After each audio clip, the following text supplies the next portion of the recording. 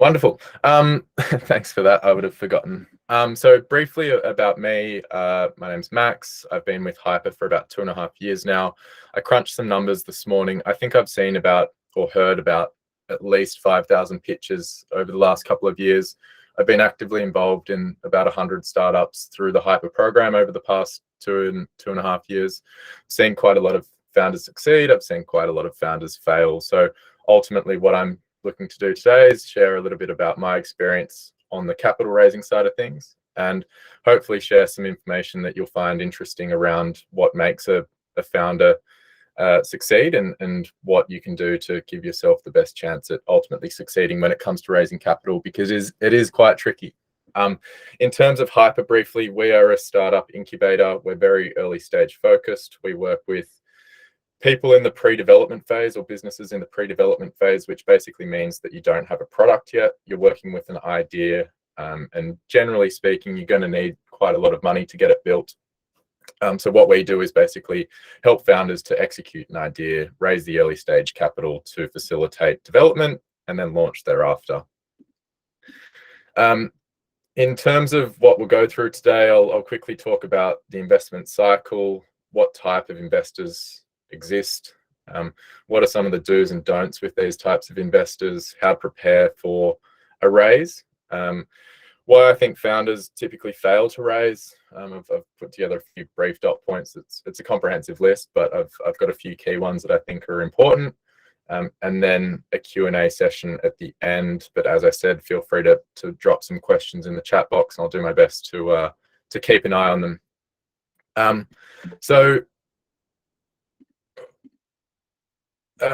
So firstly, the investment cycle, I suppose. This probably isn't groundbreaking for people on the call, but this is essentially what it looks like, and these terms can be interchanged sometimes. So you've got early stage or pre-seed, which is generally going to come from people within your network and people that you know. So friends or friends of friends, or family members or friends of family members, or colleagues or ex-colleagues. Typically, it's going to be relatively small investment amounts. So 1,000, 2,000, 5, 10, 20,000 pounds. And it's going to be under about 50,000 pounds generally. The next phase, and that's to get you set up, that's to give you a platform. The next phase is your angel investors in the seed phase, which is basically getting outside your immediate network, which is where you're going to have to demonstrate to a stranger that you're worthy of taking their money off them, which is a big step when you think about it like that. Sorry, whenever I pause, I'm just letting someone else into the call. You've got Series A, B, C, D, etc., IPO thereafter. I'm not going to talk about that too much today. Basically, the goal of early stage funding is to secure the first venture capital investment, which is typically going to be around Series A. Once you've got product market fit, you're generating some revenue, it can demonstrate some traction to sophisticated investors. So if we dive into this, the first point I wanted to make is basically about your pitch deck. Now, the pitch deck's an interesting one. I've seen a range of good pitch decks, bad pitch decks, but ultimately there's a general structure that you need to have, and this isn't an all-inclusive list. It's just a few dot points that are really important, and that's the rough order that I'd suggest having each slide in your deck. So your problem's the most important thing. If you can't demonstrate a problem, then what are you even doing? Next, and logically, is the solution business model. You need to demonstrate that there's a decent market there.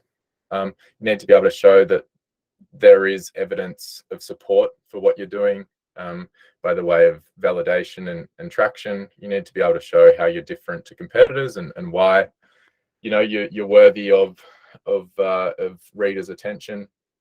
Your financials, once again, this depends on what stage you're at. If you're making money, if you're not making money, how you can articulate that.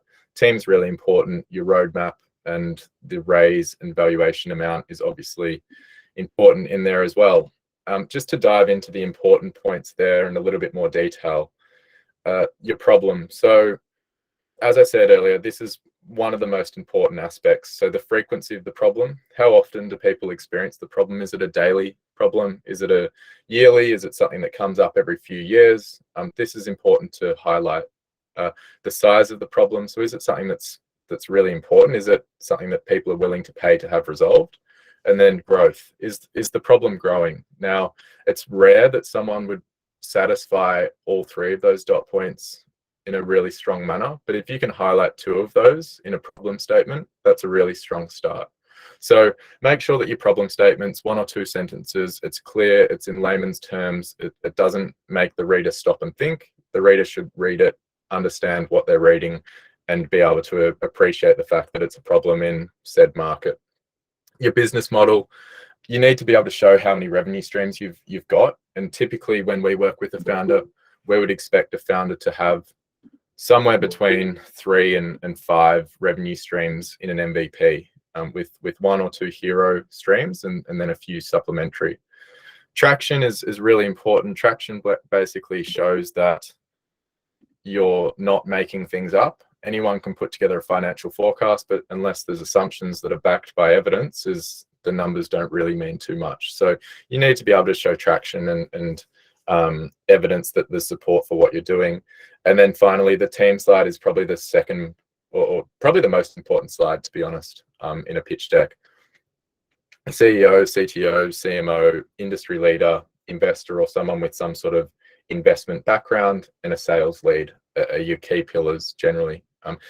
You need to have all of those boxes ticked to be taken seriously by an investor that you don't know. And what I mean by that is someone outside of your immediate network. So they're the key points when it comes to putting together your pitch deck. Who can I raise investment from? So there are a few points, and I'll work through this from family and friends through to VC. Family, friends, there's a couple of schools of thought with this. One is, and I've heard this a few times, that I don't feel comfortable risking my family's money or risking my friend's money, which is a reasonable first thought, but you also need to believe in what you're doing so passionately that you want to take your network on the journey with you. So that's how passionate you have to be about what you're doing, or otherwise it just ultimately won't succeed. And yes, I know that some people are fortunate to have a really strong network for this sort of thing, and other people may be less fortunate or don't have that network. And if you don't, it just means that you've got to find it, and you have to be a little bit more proactive and work a little bit harder to go out and find interesting people that can provide some sort of value. So friends and family will typically get involved right at the beginning, and you pick a startup, they would have been kickstarted by a small investment from a non-investor. Jeff Bezos founded Amazon. He raised money from his parents. Travis, the founder of Uber, raised $10,000 from one of his friends as well to kickstart Uber. So any business you can think of, pretty much the first 5, 10, 50,000 pounds has come from either the founder or a collection of their friends or immediate network. It allows you to practice. It allows you to get your ducks in a row. It allows you to understand that there are quite a lot of technical aspects around your cap table and your term sheets and all of these things that you need to iron out and get prepared for, or prepare before you go out and speak to more experienced angel and VC investors. So it is an important first step. It's not something to be afraid of. And if you can't think of immediate friends and family that might invest, get a little bit more creative, start to network, start to think outside your immediate network. Even if you talk to your network, don't ask them for investment if you don't feel comfortable. Ask them for help, or ask them for advice, or ask them for their connections, because chances are there'll be someone inside your network's network that can or that might want to be involved in some way, shape, or form.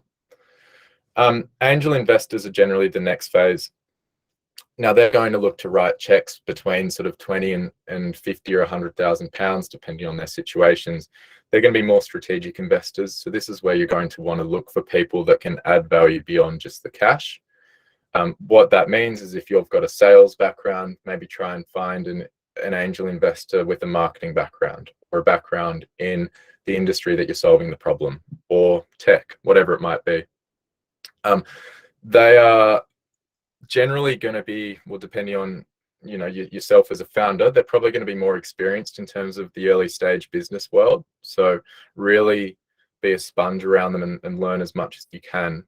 which probably leads to the con side, is they're going to be aggressive with equity. They're going to have high expectations. They're going to be demanding. So just be careful, and you need to run just as much research on them as they are with you, because early stages is you're going to be giving these people, 2, 3, 5, 10% of your business, and ideally you'll be working with this person for the next 5 or 10 years. So you want to be really sure about who you're taking money from, and whether or not they can provide strategic benefit to your business as well. Venture capital. So VC will typically get involved once you've got product market fit. And basically that means that you've gone through some sort of beta testing, you've got a live product, you've generated some revenue, and you're able to demonstrate that you're onto something. That's when a VC will try and get involved. Now the pros with VC, they're full of really intelligent people. This is what they do for work, so they've got great experience in terms of scaling a business, and they'll give you exposure. Once they make the investment, they will negotiate as low a valuation as they can with you, but as soon as you make that deal, they'll be trying to inflate that valuation. So basically you want to find, same thing with angel investors, is you want to try and find the venture capital firms that can help as much as possible. And there are VC firms that specialize in SaaS or B2C. You want to try and find ones that specialize in what you do. Now, the cons that come with VC, I think the second dot point there is really interesting, is it can give a false sense of success. Just because you raise £500,000 from a VC investor, it doesn't really mean anything at the end of the day. It will allow you to continue doing what you're doing and scale and hire more staff and buy an office and whatever it might be. But sorry, probably not buy an office, but rent a space. It's really just the start.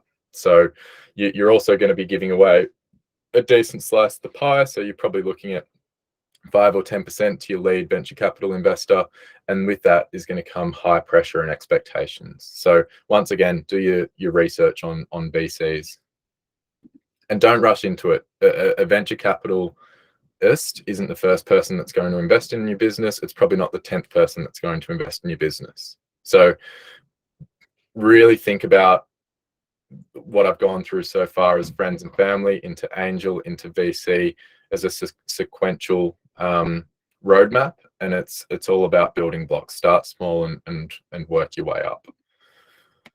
Crowdfunding is an interesting one. We've had a few businesses that have come through our program that have had some success with crowdfunding. Crowdcube and Seeders are a couple here in the UK that are really good options. They're really good from a PR perspective, especially if you're a B2C based business. You'll get a lot of investment from the customers, which is really important. We worked on a business called Shiba, which is an Australian based female only Uber essentially, and I can't remember what they raised exactly, but it was over $1 million, and across 2 rounds. It was the largest crowdfunding program in Australia at the time, and they had, I think it was about 3,000 investors in the platform that were drivers of Shiba. So they had their own customers investing back into the platform, which is a really, really positive sign. So there are a lot of benefits to crowdfunding. It's not your first point of call. You can't build a prototype, build a pitch deck, put it on Seeders and expect to raise. You generally want to have a little bit of traction first. You want to have a little bit of brand awareness, and then it's a great tool to use to both raise more brand awareness, but then also raise some money along the way too. Percentage giveaway, it depends on valuation, but and it depends on where you're at, what type of investment options you've got, and where you place your priority. Shiba, for example, the founder was really driven to give money back to the female drivers that were supporting her. So it was a really positive tool to, I guess, build that community type feel around what she was doing, versus, a B2B SaaS company is probably going to want a more strategic angel or VC type investor on board. So they might deprioritize going through a crowdfunding program compared to that B2C type program. But yeah, it just depends on where you're at in the cycle. And I'd probably say no more than 5% for a decent chunk of money, because you are going to want to save your equity as best as you can.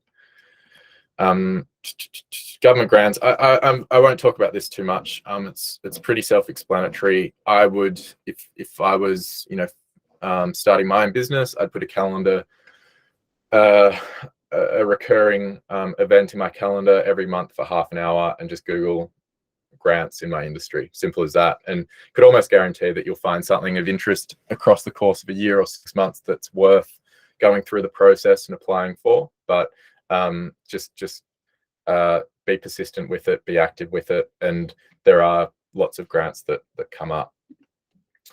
How do I find investors? The $1 million question. So these answers can sometimes be a little bit frustrating to people. Network, LinkedIn, and join angel networking groups. Your network, as I said earlier, is so important. And if you don't have a network, or you don't think you've got people in your network, you just need to work for it, because investors aren't going to pop up in front of you. You generally have to find them one way or another. Like London is I'm from Sydney. There was probably 1 or 2 major startup events a month. Here in London, there's probably 5 a week that you can go to. Like, if you're really committed to this, set yourself a target of going to 1 networking or pitch night or industry event a week, and you can easily do that. It's not too much of a burden on your personal life. You go there, you find 10 connections, you add 10 people on LinkedIn, you do that for a month, and you've got an extra 50 people in your network. And then it just comes down to how diligently you can work that list. So London's an amazing city for building a network. LinkedIn, again, subscribe to LinkedIn Premium, use it, learn how to use it. There's lots of hacks you can use. Build a list, interact with people. The important thing here, and I think where people go wrong, is how you approach investors. Do I have a slide on this? I've got preparation next. But where people go wrong is they'll find an investor and they'll be far too aggressive with them. You need to appreciate the fact that most investors, or someone that has investor in the title on LinkedIn, probably gets 20 messages a day on LinkedIn with people asking for their money. Be a little bit more creative. Dial into a webinar that they do like this. Find them on LinkedIn after the webinar. DM them and say, thanks so much. I learned all this. I really liked what you said here. I'm going to go away and do some homework. And they might reply and say, yep, great, keep me posted. Like, just be a little bit more creative. You need to really, I guess, play it as a long-term game. An investment doesn't happen overnight. It's usually a 3 to 6 month runway from finding the person, building trust and respect. Then there's the process of them. They'll usually give you homework. You need to be able to demonstrate that you can follow advice and be a hard worker and everything else. And then there's the process of actually entering that conversation around investment. So I think my biggest piece of advice with tapping into investors is slow the process down. Ask for advice, gain respect, build rapport, gain respect. Ask for homework, do the homework, and gradually ease into a position where they can't say no to investment, because you've demonstrated that you've done everything that they've suggested.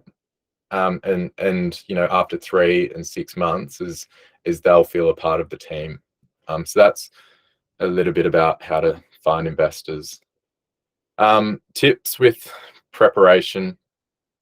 I've sort of touched on this already, but know your audience, do your research, understand what they've invested in the past, understand what they do for work, understand what their passions are if you can. Try and serve the number one rule or not the number one rule, but from a sales perspective, get people talking about emotional things, how their kids are doing, or what they do on the weekends, rather than numbers of your startup. Try and connect with people on a human level. Simplify your pitch. Have a prototype, have a really clean deck, make sure it's structured well, get lots of feedback, take the feedback on board. Don't be too reactive to one person's feedback either. Like, everyone's got a different approach. You know, you would have seen those dot points that I had at the beginning about the key headings to have in your pitch deck, or key slides to have in your pitch deck. The next person, probably the next person at Hyper, would have a slightly different approach. So don't react to one person's feedback, react to a collection of feedback, and be really diligent again in terms of how you collate feedback and use that information to make informed decisions about how best to approach the next steps or the objectives you're trying to make. And then your data room, sell your vision. You've got to be able to sell. It's really important. That doesn't mean you have to be a salesperson. It just means that you've got to be able to communicate clearly. You've got to be really passionate about what you're doing, and you can't fake that. And you've got to be able to sell the vision. Ultimately, is you need to be able to convince someone that it's a worthwhile venture to be involved with. The final point there about your data room. So for those that aren't aware, a data room is basically a Google Drive, which is full of your pitch deck, your prototype, your business plan, your financial forecast, your term sheets, your legal documents, all of these important and necessary bits of information that you need to show an investor to prove that you've got all the information and you're worthy of their capital. That is something that's super important. You need to be able to share that with investors. You need to be able to structure it in a really clear way so that someone doesn't have to think their way through it, as they can just access the information that they want to and expect to. All right, the pitch. So I think I've sort of touched on this a little bit already. What have I got here that I haven't?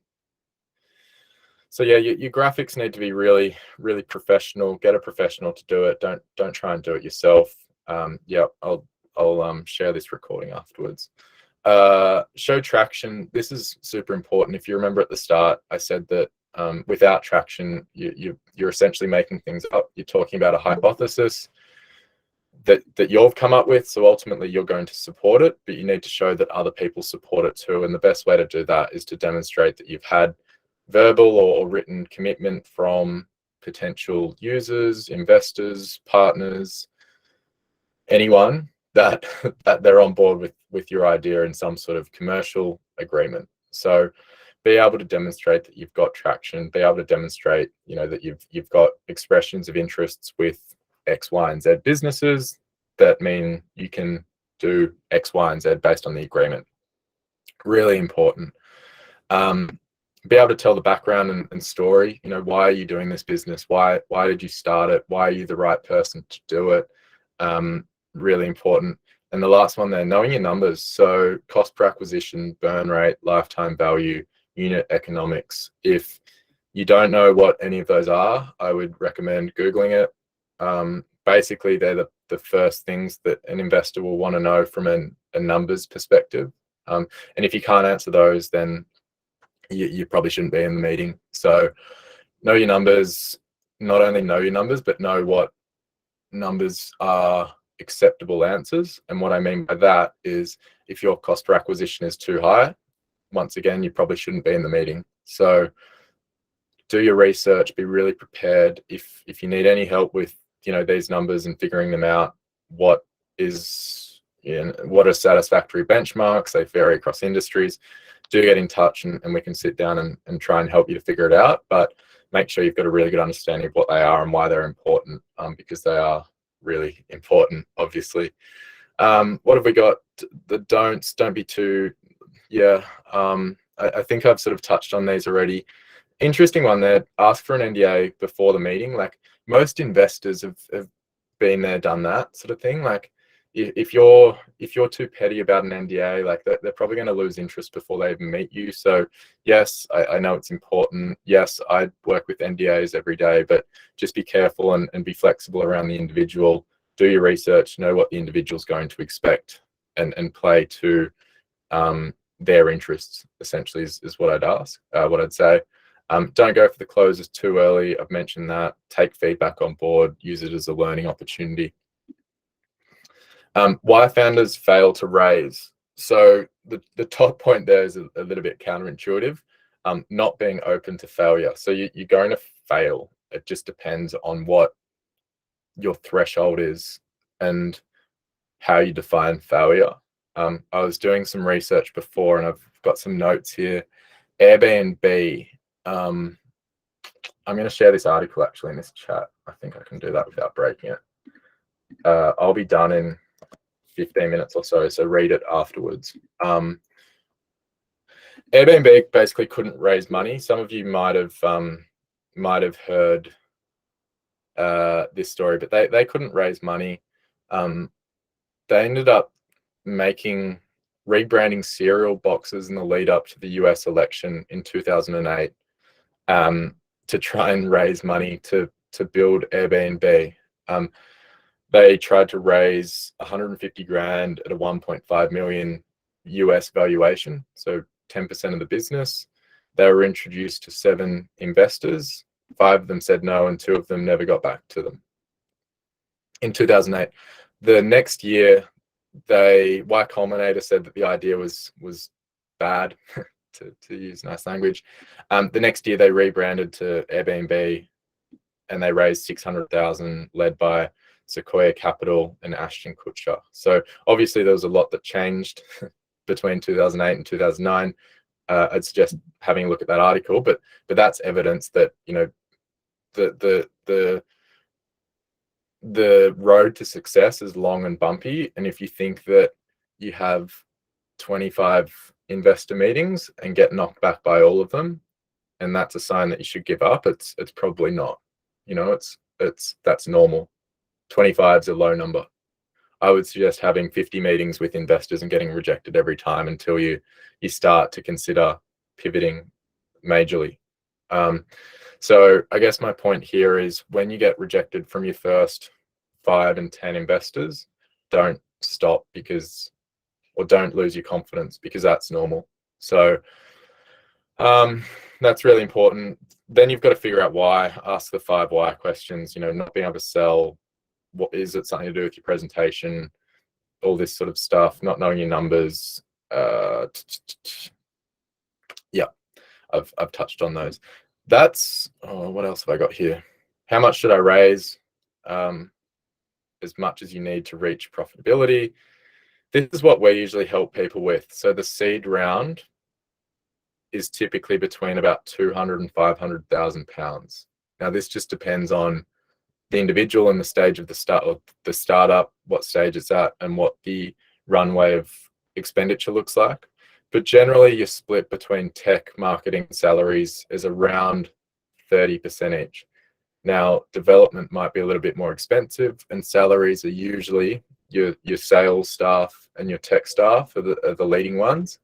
But that just depends on how you set up. So, and then you've got a budget for some marketing, and then you're going to have other expenses as well. So typically you're looking to raise somewhere between 2 and 5. You don't want to give away more than 10 or 20%.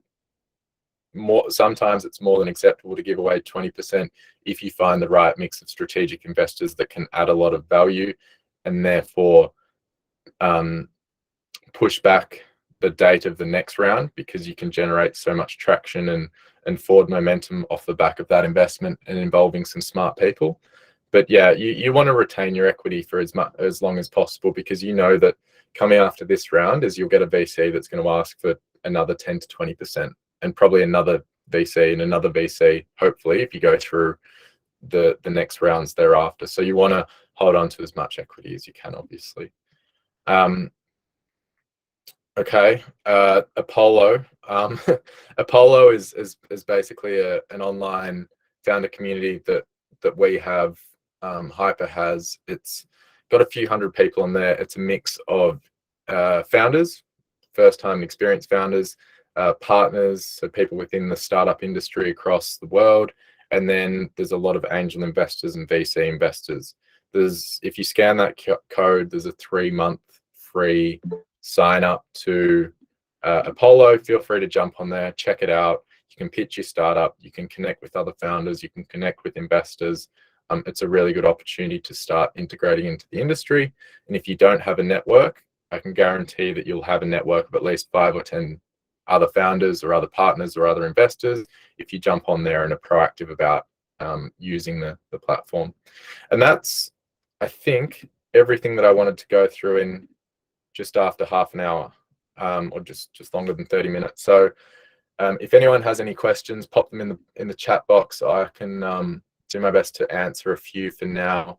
But if you wanted to get in touch or email me directly, it's probably best to connect on LinkedIn. My name's Max Francis, or get in touch with Hyper, and we can help you out with anything to do with raising capital, building a startup, figuring out your business model, finding your product market fit, your branding, whatever. This meeting was, or this session was recorded, so we'll send it out via email. But yeah, if you've got any questions, put them in the chat. If I can figure out how to let people talk now, you can turn your microphone off and ask away as well. Okay, you should be able to unmute yourself now and ask if you've got a question as well. You can put me on the spot. How do we close a deal with an angel investor? Yeah, it's a good question. I mean, typically when you're really early days, it's going to come down to a decent negotiation. You've got to consider what they can bring to the table, and then your investment valuation as well. You want to look over the term sheet. So engage some professionals to help you with your term sheet to make sure you know what you're signing yourself up for, and vice versa. If they've invested in a bunch of businesses before, they're going to be more educated than you about this. So definitely engage some professionals before you put pen to paper on anything. You don't want to be in a position where you're diluting your own shares, or things don't go right for you in a year's time because you overlook something. So I would recommend engaging a professional just to help you out with your term sheet setup. And then it's just about, I guess, getting to a stage where you're comfortable in the value that they're providing. So if this angel investor can provide a really large network, can open the doors to users or investors or technology or whatever it might be, and you're in a position where you don't have too many investors interested, and you've been trying for 6 months, and you valued the business at £2,000, I'd probably give them equity at a valuation of £1 million just to get it through the door. But you've got to make that judgment call. There's no hard and fast rule about this, and that's why it is so hard. But that's why you've got to ask for advice and get as much help as possible. So I would suggest, yeah, it's hard because it's a case-by-case basis, but hopefully that helps.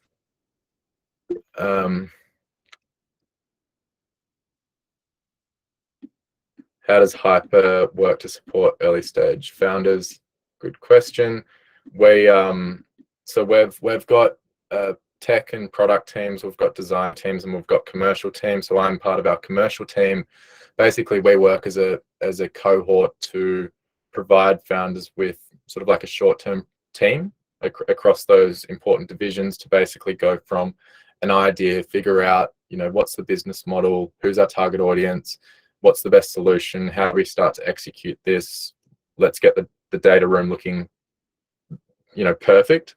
And then we've got a decent investor network that we can introduce founders to once they're at that stage. So as I said, the biggest things around preparation and getting yourself to a position where you can confidently go to investors because you've done all the work, you can answer the questions, you believe in the product enough where that will come through in your presentation. So we basically try and help people raise that first seed round, and then we can do the dev and everything else, but that's sort of the main one. There's been a few questions come through. I think I've answered that one.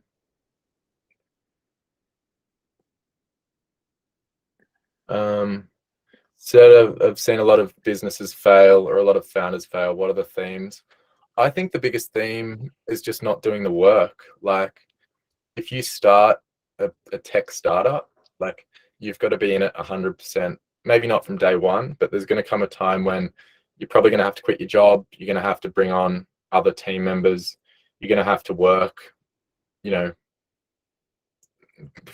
70, 80, 100-hour weeks, whatever it is. You're going to, need to close partnerships. You're going to need to, one, find the contact details of 100 potential partners. You're going to then need to try and contact those 100 partners. You might contact 50. You're going to need to have 20 meetings with the partners. You'll probably get rejected by 10 of them, and you might be able to close 4.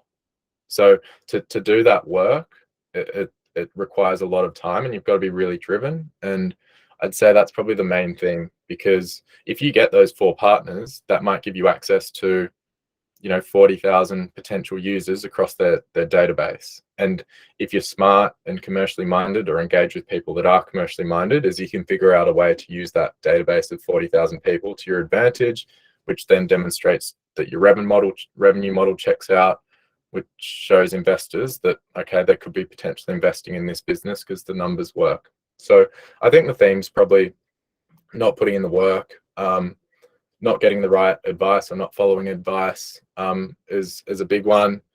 What else?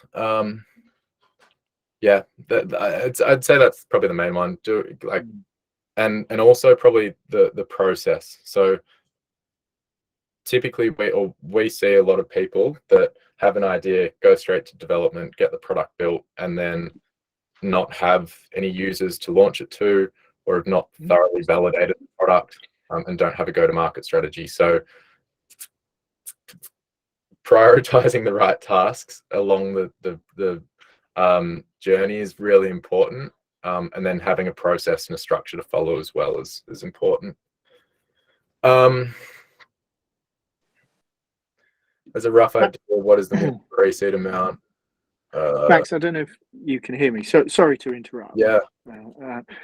Does Hyper? I know you provide all these fantastic sort of support services and for founders. Do you invest yourselves? Does Hyper invest themselves along the process, within the process? Yeah, we can.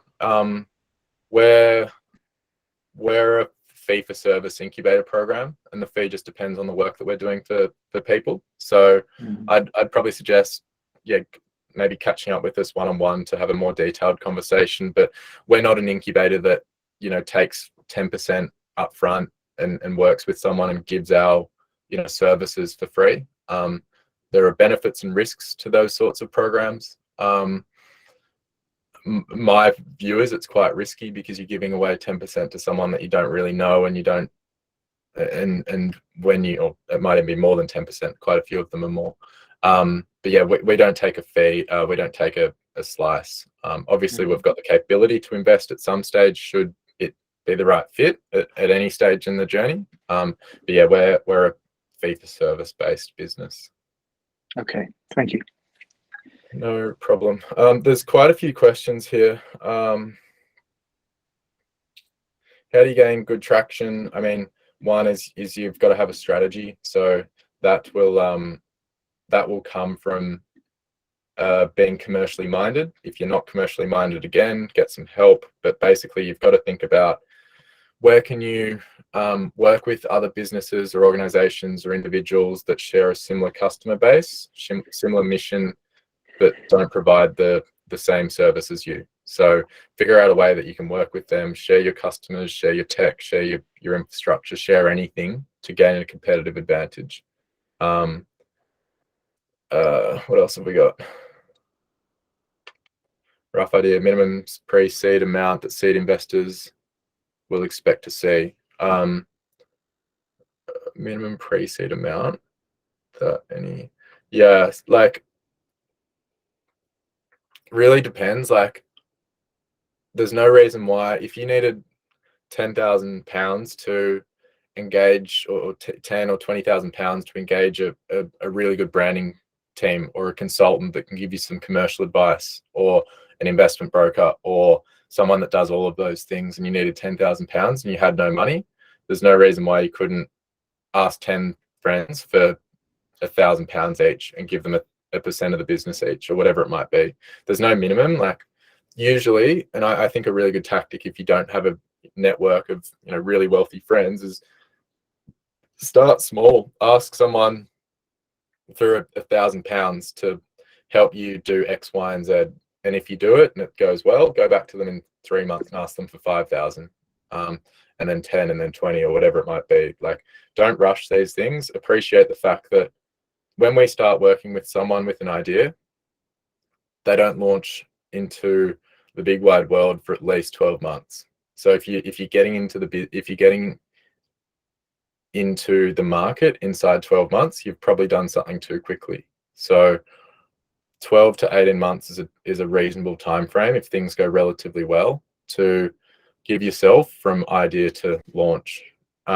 That's probably, I know there's a few other questions. I might take those offline, guys, just because it's 1:45. I know I put this in for an hour, but I can probably go through a couple more, but I'm happy to take these questions offline. As I said, feel free to get in touch with myself via LinkedIn or via the Hyper website, which is www.hyperhq.com, and we can jump in and try and help out. James, you've got your hand up. Did you want to just unmute yourself and ask away? Yeah, thanks. Sorry. Is there like a rule of thumb for how much equity you should give away? As you said, like I keep hearing the £1,000 a lot, and I'm like, right, what does £1,000 give? And I suppose that's a very open question in terms of what's being offered. But is it 1%, or is it to do with the value of your operation? Yeah, it's to do with it. Yeah, no problem. Let's not use £1,000 as a key takeaway from this webinar, that you should try and raise 1,000. As a rule of thumb, is a really good starting point. If you can get yourself in a position where you can raise at £1 million valuation and raise £100,000, that's a good start. So if you can take an idea, get the collateral in place, build some initial traction, get to £1 million valuation, and give away 10% for £100,000, and maybe that's 4 blocks of 25k. That's a good start, and give them 2.5% each. Hopefully those 4 people can bring some sort of insight from, maybe one works in the industry, maybe one works in tech, maybe one's your best mate, and maybe you chip in the rest. I don't know, but maybe that's a good milestone to aim for, is that sort of first 100. Once again, not everyone has connections with a spare 25k sitting in the bank account, but yeah, anywhere between £1 and £2 million is sort of the typical valuation we tend to help people with, and people I guess come through Hyper's program, is that takes about 4 to 6 months to be in that position to go out there and raise with confidence, assuming that all the other boxes are ticked. Great, thank you. Great presentation as well. Cheers. No worries, thank you.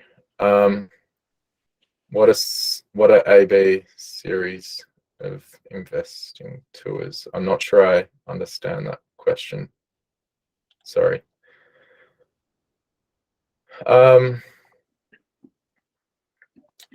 Peter, just reading a question now. Sorry guys, I'm not very good at reading and talking at the same time. Engage with Hyper. Yeah, so as I've said a couple of times, like, reach out to me directly if you want to go through LinkedIn. My name's Max Francis. If you type in Max Francis Hyper, it should come up. More than happy to catch up with anyone individually. In terms of like what we actually do, we generally join forces with people that are in the pre-development phase and help them to set up correctly to go out and raise that £1 to £2 to £500,000 as an initial raise.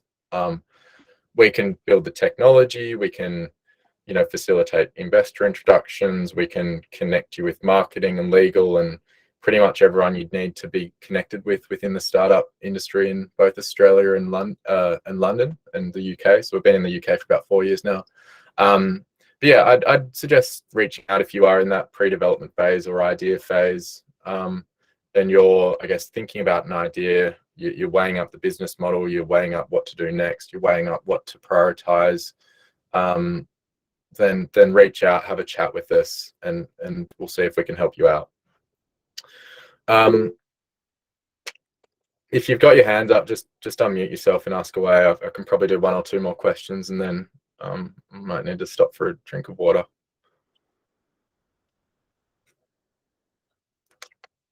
Do you have another question there, James? No.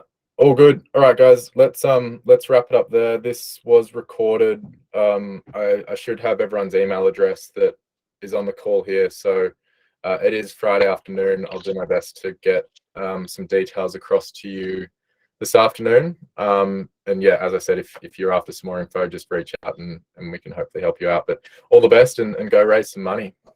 Thank you very much, Max. Good presentation. Enjoyed it. Thanks. Cheers.